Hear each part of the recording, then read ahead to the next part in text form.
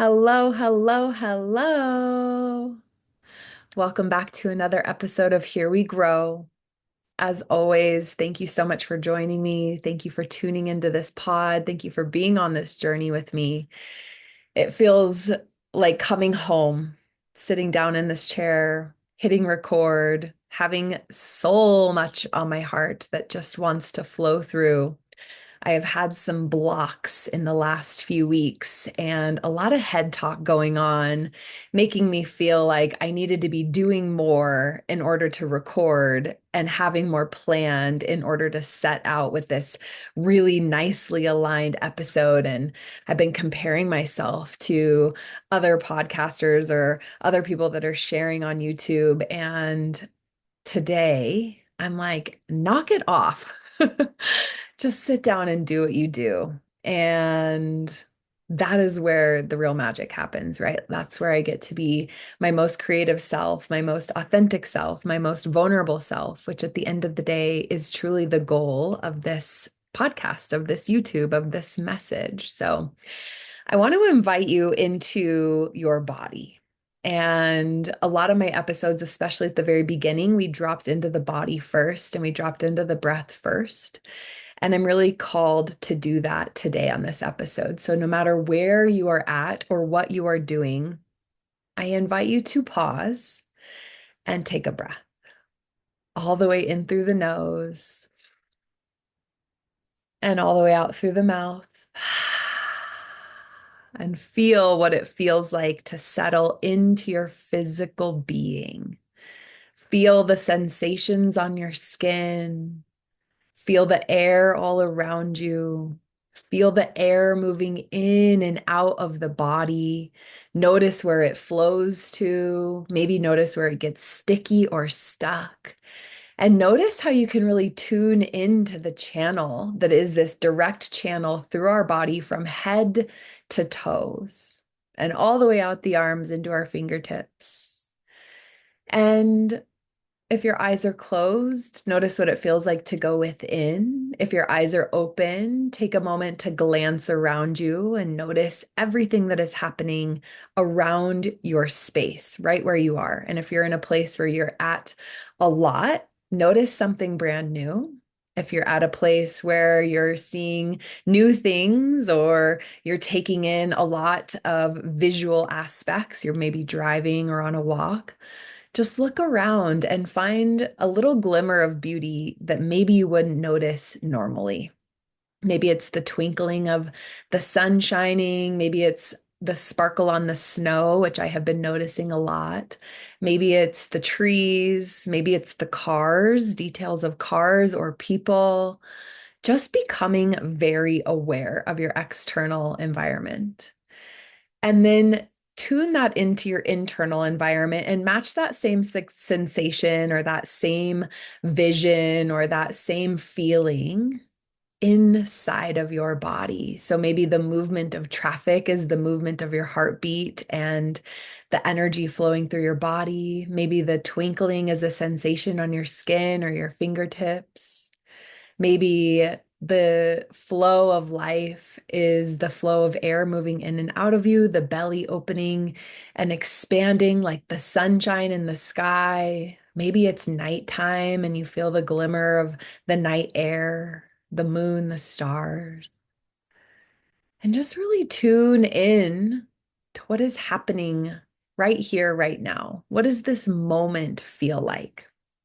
And I invite you into your mind and into your thoughts. Maybe you've had something cycling through your thoughts really incessantly today. It's been on your mind. It's thinking and thinking and thinking this one same thing or many things. And you get to invite yourself into being the observer of this thought instead of it just running away and doing its thing and leading you and carrying you and maybe pushing you. Maybe you take this time to tune into that thought and let it dissipate. Let that thought not have so much power over you in this moment and take a breath into that thought and breathe the thought out. So we let the thought go. We let it move out from the inside of us out to the outside of us. And this helps us transfer the energy attention. It helps us transmute anything that we've been holding on to. It helps this thought have not so much power over us. And we let it go in a certain regard, but it may return, and that's totally normal and natural. So we let this thought cycle instead of holding us down. And just notice how you can let that breathe in and breathe out a few times. Maybe it's a thought from the past, something that's already happened. Maybe it's a anxiety from the future, something that's coming up that's bringing up a lot of energy. Maybe it's a get-to-do list with the busyness of the holiday ahead. Just notice what's there. And when we bring attention to it, I find that it helps it calm a little. It helps it quiet a little, even though maybe we haven't solved anything. I find that my thoughts a lot of times are like the inner child within me that just wants to be seen and heard and loved.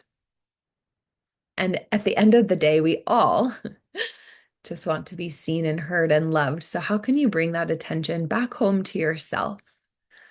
Many of us gift our attention away so easily, helping a friend in need, helping a family member in need, helping animals, helping the environment, helping our workplace. But a lot of our practice is bringing that home to ourself and helping ourselves. This is a form of self-care when we put ourselves first. So notice how you can do that right here in this practice of breathing and observing and allowing the sensations to flow through our body. So I invite you for this podcast to be connected to your breath.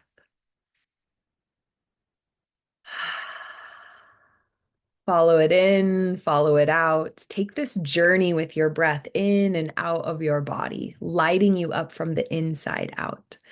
This to me is such a practice. It's an anchor. When I think about breathing, I come back home to this particular moment, this present moment. And even within one breath, I feel a little calmer. When we're breathing short and shallow and high and tight up in our throat and our chest, our upper thoracic body, this means that we are in a bit of a fight or flight sensation where it's just short and shallow. Life is just short and shallow. We're taking on lots of things. We're right in that like quick thinking, quick movement, very reactive, maybe a little tense, tight, sticky, annoyed, angry. And when we breathe deeper, it slows everything down. We actually have the ability to create a little bit of time in our life. The slower the breath, the more time we create. And so feel that and feel that cycle of breath moving in and out of you. And maybe it releases some of this tension. Maybe it helps you understand that the present moment is so powerful. And they say that the present is a gift. And if we're not in the gift of the moment, then we're missing it. So how can you let this breath bring you into fullness, bring you into this true present state? And so we'll take a few moments, breathing, feeling, opening, reconnecting to the present, and allow ourselves to create a reality that feels really nourishing, even if it's for a few breaths. If we live a life of busyness, of high stress, how can we take a few breaths to create a little more calm in our life, to create a little more space, to be in this loving, nourishing state that is truly where we replenish a healed body, a healing body, a loving body, a happy body is created when we slow down. If we are in fight or flight or anxiety or anger or tension, the body doesn't have the chance to heal. The mind doesn't have the chance to think clearly. The spirit doesn't have the chance to enter because it is blocked. And so this practice to me is so important and so precious because having a calm, rested, restorative state gives my mind, body, and spirit the ability to connect to create wholeness within me, to heal any parts of me that are feeling painful or stressed or anxious. I get to bring this loving light into my body by my own practice. So I practice this every day. I come home to myself every morning in my meditative state. And it doesn't mean that my mind is perfectly quiet and I just sit here in an om state. It means that I am the observer, that I have intentions of helping my body relax, of helping my body feel better, of helping my mind calm down, of helping spirit enter me so I have more intuitive guidance. And I will say, I notice a massive difference in my day when I just take these few moments in the morning. Sometimes it's 10 minutes, sometimes it's 2 hours. And some days I spend most of the day in a meditative state, and it has become my newfound favorite place. And it was a place that I avoided for a long time because stillness allows space for a lot to enter. And if we're not in a place in our life where we're ready to face some of the things that are in the depths of our mind, and we're not willing to bring in practices that will help us transmute and process things that we're ready to process, because there is so much depth within us. If we're not ready for that, we're going to avoid that. And that's okay, because it will come back around over and over and over until you are ready. And maybe this is that moment that you are ready. And I am so grateful to be your guide on this journey. And I want to remind you that you are your own healer. You are in charge of your own reality. You have the ability to shift your life no matter where you are by being ready, by consuming what you know will help lift you up to a higher state, by being around people that are motivating and inspiring, by connecting back to the earth, by returning home to your body and your breath, as that is a privilege. It is a true honor and a true privilege to be able to physically come back home to ourselves, to breathe, to move, and to invite this aliveness that is within us. And it means that we get to be kind to ourselves. We have been programmed to point out all the things that aren't working and all the things we don't like about ourselves, and talk about all the things that are broken and all of our ailments. And this practice is really, really potent and powerful when we incorporate the ability to speak so supportively of ourselves, to look in the mirror and see the things that we like, to look in the mirror and talk to ourselves like we would talk to a little baby child, with just open eyes, big smile, loving heart. What a practice that is, and what a difference that would make in the world if more people practiced this. So, welcome into this practice today. I invite you to take a few final breaths in this particular state, practicing the pause, breathing, and honoring your aliveness.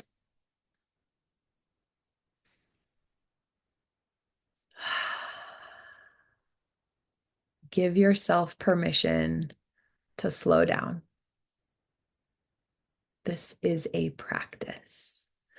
We live in a very fast-paced world, and slowing down can be triggering. It can be annoying. Like, okay, lady, let's get this on. What are we doing next? And so notice if your head talk is like, this is boring.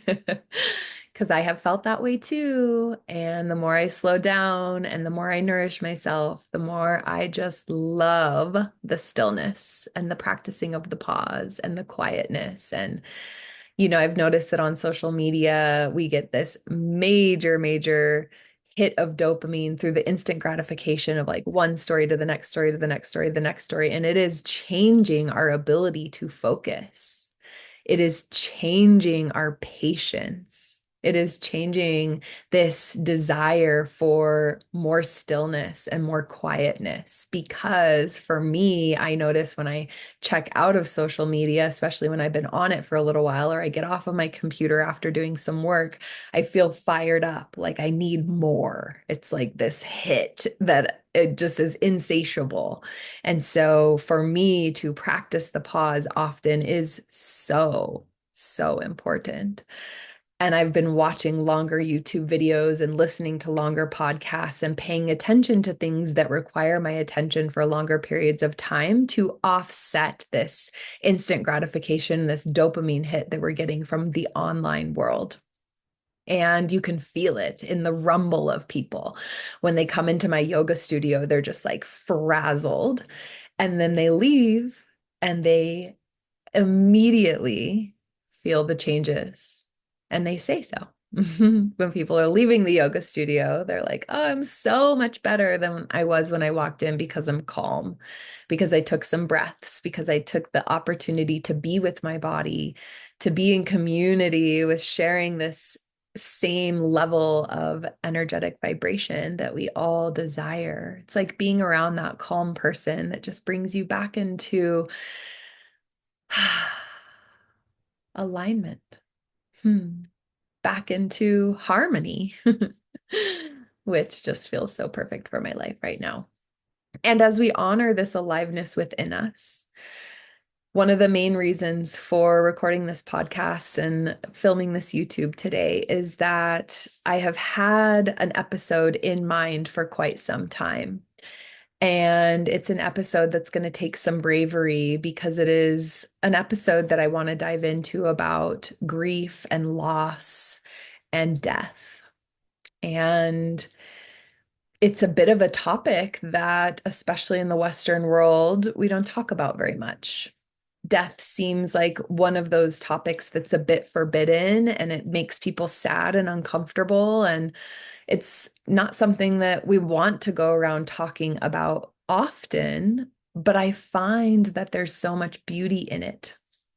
And I find that when we start opening up this conversation, it helps people understand the realness of it and the fact that we're all, literally all of us are going to die.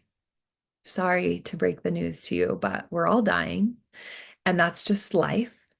And what it can do for us when we face it head on is it can help us clear more space.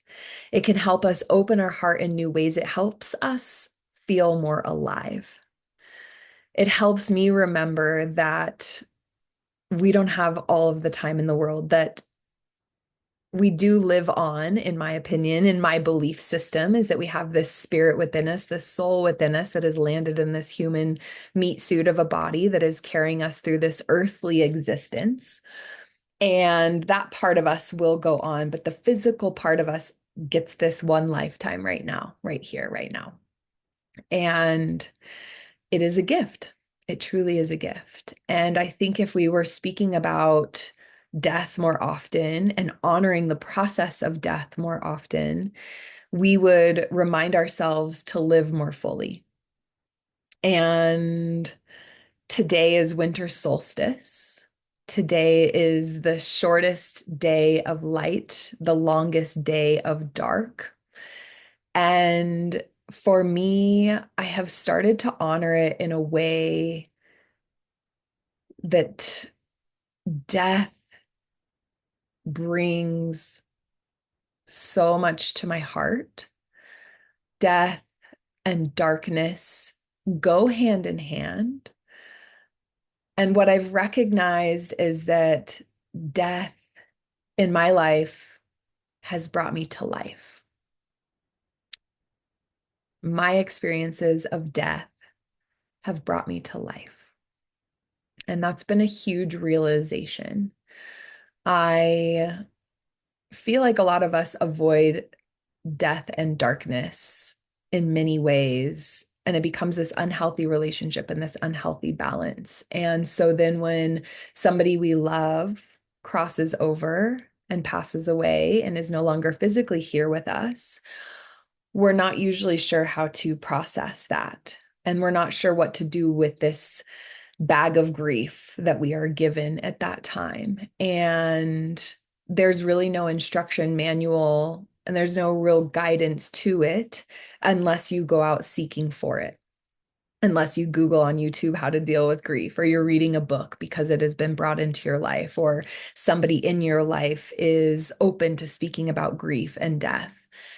I find that it's one of the greatest places for us to learn and grow is in the darkness, is in that moment of grief, is in holding ourselves in the deep, deep sadness that we feel when somebody has left this earth, when an animal has left this earth, when a part of us, a part of who we once were, dies, because that happens. And grief ensues because people in our life miss who we once were. There is a loss and a death and a grief there, and we're not sure how to process it. So I'm opening up this conversation today on the winter solstice, the darkest day of the year, because it is becoming a bit of a Day of the Dead for me. And I know that we have a Day of the Dead around Halloween. I think it's actually on Halloween or November 1st. And what a beautiful day that is, a beautiful celebration. Everybody in Mexico really lights up to it, lives up to it. It leans all the way into it, builds altars. I've learned so much from that process, from that ceremony, from their rituals. And I find it so fascinating. And for me, it also gets a little bit tangled up in the holiday of Halloween. And I don't always set aside enough time during that time. And so this has become another time, another offering, another moment. And it was inspired by the passing of one of my really close friends, Gary. And he meant so much to me. He still means so much to me. He visits me often in my dreams and in the spirit realms. And when I ask for guidance and support, he's one of my first angels to show up. And I feel his energy all of the time. And I'm so grateful for the practices that I have ensued in my life or instilled in my life so that I can trust that that's what's coming to me, trust that that's what's arriving, trust that I can still talk to him. And without that faith, without that trust, I believe I would feel a lot more lost. I believe I would feel a lot more sad. I think I would still be grieving very deeply from his loss and from the loss of many others. And the opening to this journey for me was with my grandma Judy. And I've spoken about this before, but she came to me early on in my spiritual awakening and had a lot of really deep, really incredible messages and really clear signs that I couldn't have gotten elsewhere. And they were so clear that they couldn't have been from anything else. It was just like, this is from my grandma Judy, and she is guiding me, and there's like no question about it. And I've never looked back. And I believe that having this faith in the spirit world, having this faith and this connection to a higher power, having this trust in signs and synchronicities and listening, truly opening myself up to listening has been one of the most important factors in my healing process and my healing journey, in taking my power back away from alcohol, in taking my power back away from being in relationships that weren't serving me, from cutting off my engagement, from taking my power back of being an over people pleaser, trying to fix and save everyone around me, which we're still working on. But I feel really proud of where I've gotten with that, recognizing that that is not where I want to be. That's not where I want to channel my energy. And without the faith of being able to speak to my higher self and incorporate my higher self and invite in my guides, I don't know that I would have had the strength to really lean into this work. So that's why it's become so important to me to be connected to the higher realms and the angel guides. And this began early on in certain ways because I had my first experience with death when I was 15, and my friend Travis Scott passed away. He was a very close friend of mine. We had such incredible adventures together. I mean, we were very young and it just felt like the world was ours when we hung out. Like there was this little group of four of us, and it was him and my friend Addie, who has also passed away, and my friend Eric. And we would just roam around our neighborhood to and from the lake. I just have like so many incredible memories of our childhood. And he and I felt like we had this really special bond, and he meant so much to me. And he fell on his skateboard when he was 15 and hit his head. And by the time they got oxygen to him, he was brain dead, essentially. So he spent, I believe, around 6 or 7 months in the hospital. He had his 16th birthday there. We did a massive fundraiser. We tried everything that we could to bring him back to life in the ways that we thought that would help, right? At that time as a 15-year-old, it's like, let's raise all the money and get all the awareness and help him feel so, so loved and hope that that would bring him back to this lifetime. And unfortunately, it just wasn't in the cards. And his family decided that they didn't want to see him spend his life on life support, which obviously I certainly wouldn't want that for me or any of my family members. And so at 15 years old, I went to my first funeral of my first friend, and it was incredibly powerful, incredibly sad, and feeling unsure of how to even process this. I don't think I really sought anything in that moment besides I remember talking about it and talking to my parents and my friends a little bit about it, but it was one of those things that like once the funeral was done, it was sort of just he was buried and that was it. And I remember very, very vividly when I was standing there at his service, at his tombstone, praying over his next journey and our journey and just honoring the journey we had spent together. And I remember very vividly saying, "This isn't goodbye. This is until we meet again." And I knew that in my heart. I just couldn't say goodbye because even though his physical wasn't going to be here, I knew in my heart without this newfound spiritual connection that I have had in the last few years arise in my life without even the depths of that of where I am now, I knew in my heart it wasn't forever. And I knew in my heart that I would be able to continue to talk to him and be with him and have this connection. And I visited his grave often. I would go sit there and bring little trinkets or flowers or just go and talk to him and lay on the grave and share things that I would have normally shared with him when we were kids. And that felt like such an incredible way to keep his memory alive. And it's interesting when I was starting to think about writing about grief and sharing about grief and what I've processed in my journal about grief, I have found a couple of poems and a couple of writings and a couple of different journal entries sharing about something that had come up or a synchronicity or a friend. And I was looking through my phone today and I found this writing that I did on January 31st, 2021. And it was to Travis. And I just feel really called to read this today. It says, "I finally feel brave enough to ask you for a sign. And of course, the timing truly is divine. As I seek unknown territory, I'm called to forge a new path when a man appears with angelic silver hair and a beard to match, and a dog who wants to play with mine. I immediately trust his wise tone as he offers guidance of where I should go. Just then, our eyes lock, and I know it's you speaking to me through him. But before I know it, he's gone, and so I tread on. Climbing the mountain with a new light and confidence leading the way, my breath is heavy, my brow is sweaty, and the songs of nature are cheering me on. The summit I see glows in bright blue as the white snow sparkles with a view that only Colorado can do, reminding me that this will always be my home. Just around the bend, I approach a clearing and I hear you whisper, 'Lift your head. There's something I want to show you.' My eyes climb and climb and climb up what appears to be a dead tree, but the energy that emanates from it is very alive within me. The reflection of frozen, crystallized branches towering into the sky take my breath away with a blink of an eye. As I stand in awe of our stunning Mama Gaia, I realize your presence within her is guiding me with sweet harmony.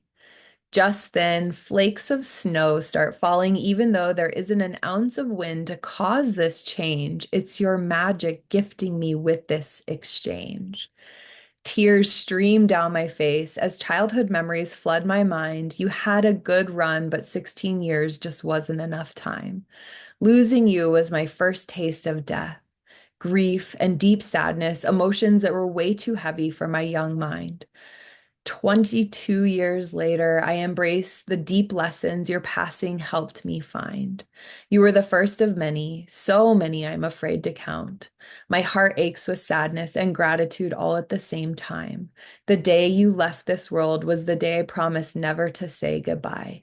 It's truly a matter of when we get to meet again, and until then, I'll keep asking for a sign. I hadn't read that in a long time. And it brought back a flood of memories, not only from that day. I remember that hike and that day vividly. I was in the backcountry in the snow with my dog and hiking through the mountains, and we were just doing our thing. We'd go on adventure, just the two of us a lot. And I wasn't quite sure which way to go. And the man literally appeared, had a message, and was gone before I knew it. It was incredible. It was such a feeling of angelic guidance. And that was a pretty early on period in my spiritual journey, which has been going on for a long time. But I think just recognizing the journey that I was ready for in the last 5 or so years. And so finding that today just really lit me up in recognizing the process that I've been on since such a young age. And I recently had a really good friend pass away, another really good friend pass away. And there was this inkling in me to create a list. And this is going to be really hard to read, but I've created a list of all my friends that have passed away. And this was really, really hard to do. And also just seeing their names on paper filled my heart in a way that helped me remember how death brings me to life. And so I'm going to read these names. This is my list of people who have touched my life and taught me so much. And it is an honor to have been on this earthly journey with them. And on this day of darkness, on this winter solstice, I'm sitting here speaking to you to honor them and to invite you to honor your loved ones that are no longer with us. So my first person to pass was Travis Scott, which is the friend I was just speaking about, the poem I wrote for. And he opened my heart in ways that it's hard to put into words. So Travis Scott, Kevin Hilton, Robbie Feldman, Alyssa Harden, Cameron Strickland, Scott Lawson, Colin Fisher, John Holland, Jesse Chacon, Joey Van Ness, Nick Gustafson, Addie Bradabo, one of my best friends, childhood best friend. I miss her dearly. Cody Glennon, Elliot Cook, Thomas J., Zach Steele, Andrew Gallegos, Shane Tallman, Timmy McCoy, Jen Sillery, Matt Parkins, Eric Bush, Gary Wyman. Gary passed on winter solstice 2018. He had ALS, and it was a brutal path to watch him go down that ailment of his body, just moment by moment, going away, essentially. His body just disintegrated before our eyes and became impaired every single moment, but his smile and his love and his light continued. He lit me up in so many ways, and I just am really, really, really honoring Gary today. And I have so much I could say about every one of these people. But Gary, having this be his anniversary, I'm truly inspired today because of him. I've also, we've experienced the loss of Sansi Floorquest, Brandon Bianco, Adam Curtis, Brian Omar, Jeremy Gilbert, Colin Kerr, Austin Walker, Shelley Moore, Taylor Nelson, Eric DeSager, Ken Petrowski, and most recently, our precious Ray Bones, who has passed on. He passed a couple weeks ago, just after Thanksgiving. And yeah, just feeling a little blown away by the length of that list and by the amount of people that have touched my life and that are no longer here for whatever the reason may be. Also honoring my family, my Grandma Judy, Grandma Alice, Grandpa Tom, Grandpa Frank, Grandpa Doug, my Uncle Rick, and my cousin Cadence. And I'm sure there are people that I've missed. I'm sure there are friends that have gone that just I couldn't think of. The list is so long. And what I've learned about grief is that the deeper you love, the more susceptible you are to grief. And grief and love are sisters, they're brothers, they're related, they're family members, they're one within the other. And just taking a moment to honor those that have left this earthly plane, those that are on my list, that are on your list, that are now in our hearts, just taking a moment to feel their aliveness within you and asking yourself, how can you live more fully in honor of them? How can you come home to your heart to take the best care of yourself in honor of a person that no longer can do that? How can you value this precious life and share these gifts with the world while you are here to make an impact, to be a legend, to leave a legacy? How can you allow death to bring you to life?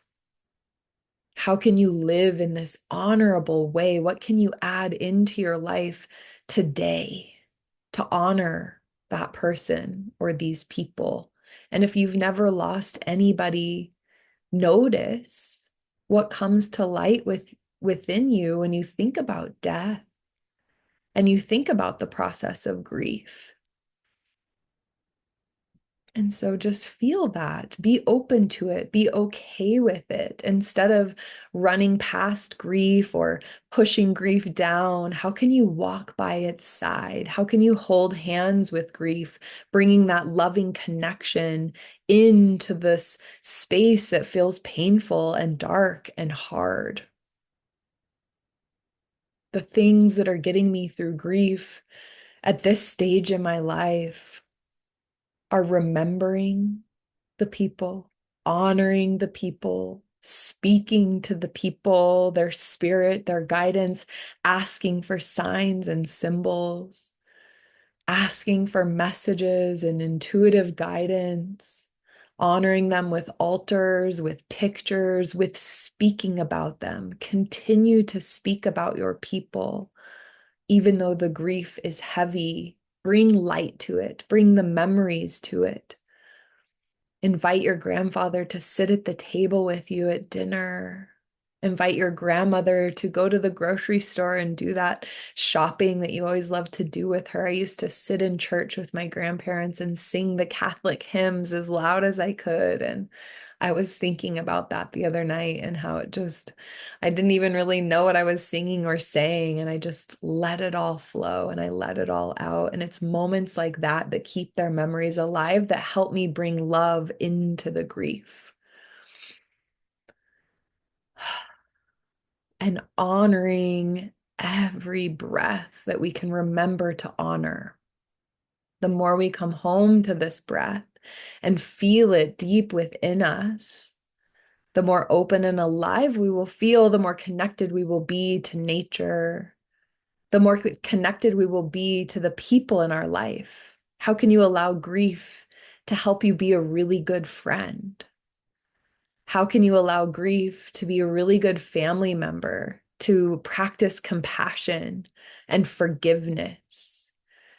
Because if we allow petty things to get in our way and to divide us, then that just creates a disconnection in the things that are most important, which is our human connection.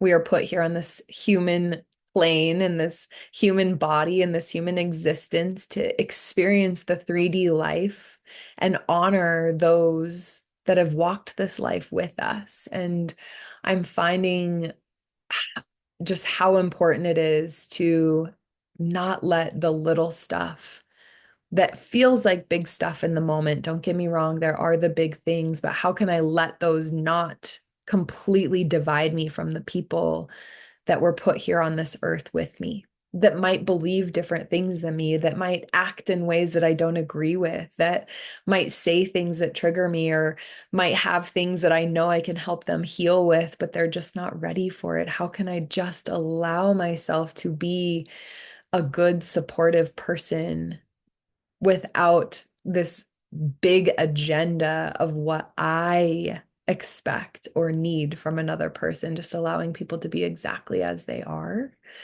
And for me, this is helping me through my process of grief.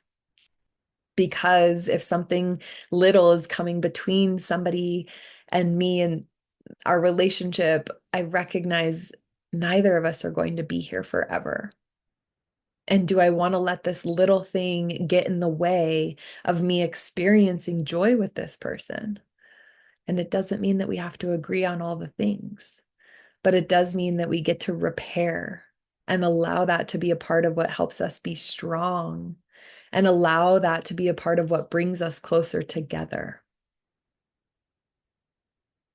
Because grief and love go hand in hand. And grief on the dark side comes with a lot of regret and a lot of shame and a lot of extra pain.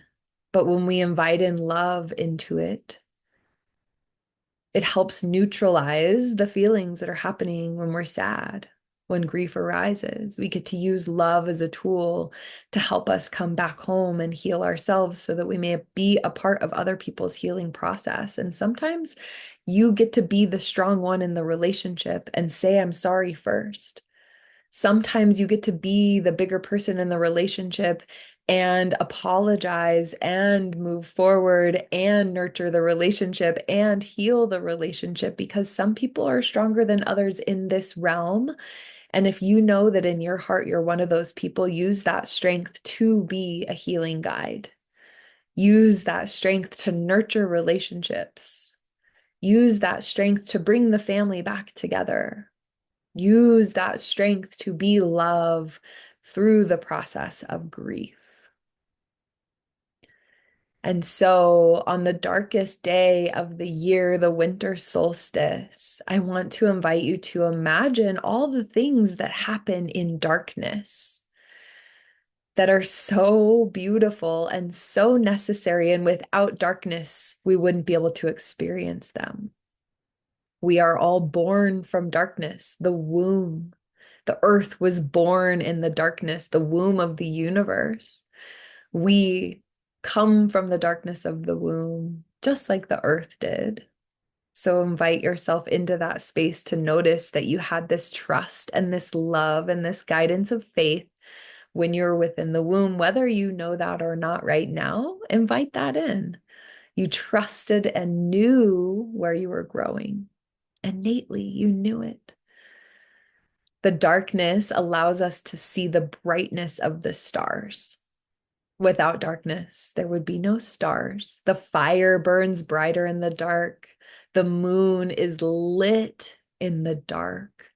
The seeds get planted in the dark. They must have the darkness to germinate. Think about that. Where are you planting your seeds in the darkness and trusting they will push and bloom and grow towards the light? And if it was light all the time, we would burn out. Somebody said once that sunshine all the time creates desert, and deserts are dry and quite miserable. So we need the darkness. We sleep in the darkness. We dream in the darkness. There is so much beauty and power in the darkness. And I know that it can be overwhelming and daunting when it's too dark for too long. And so that's why on today, we honor today, knowing that the light starts to become more and more and more from today forward. We have more light. We invite more light. The days get longer. And so this is the same shift that you have within your life, that we go into the darkness and it gets darker and darker and darker until we trust and know that that change is about to happen. And then the shift happens and we go through the other side of the portal. But it takes that faith. It takes that trust. It takes us doing the inner work. It takes us speaking and sharing and connecting and forgiving, allowing death and darkness to bring us to light and love. So feeling that on your heart today, feeling that in your body, knowing that you can come back home to yourself at any time, create a safe space for you to come back home to. And if it feels challenging at the beginning, perfect. You're in the right place. If you're having a hard time stilling your body and mind, perfect. You're in the right place. Keep growing. Keep coming back to it. Keep sitting for 1 minute longer. Keep meditating maybe twice a day just to get that practice in, morning and night. Keep taking a 10-minute break at your lunchtime to just take some breaths in your car and reset. Maybe you scream it out. Maybe you really let the energy go, and that could be a part of your meditative practice too. Choose the practices that work best for you and trust and know that they are perfectly aligned for you. And know that we get to have cycles in our own life of death and rebirth, constant, with every breath. Exhale all the way is too empty, and at some point that could be your last. So inhale deep and fully, cherishing every bit of this life force energy that it comes back into your body, and then sharing it away, exiting it out the body, back into the body. Feel this life and death, opening and closing, expansion, contraction, death and rebirth at all moments. So just feel that. Can you allow that to be so incredibly powerful? Not taking any breaths for granted. Thank you for sharing this beautiful, vulnerable space with me. Thank you for being on this journey with me. Thank you for doing the work with me. May you take a few moments to recognize how you can live more fully, how you can process your grief, how you can speak to that loved one that is no longer here, and how you can speak to that loved one who is here. Can you repair something today? Someone, some relationship, some connection? Is it worth repairing? I think yes. I love you so much. May you continue your practice. May you continue your journey, honoring the light and the dark, feeling the life and the death, inviting in the grief and the love. Here we grow. Love you. Bye.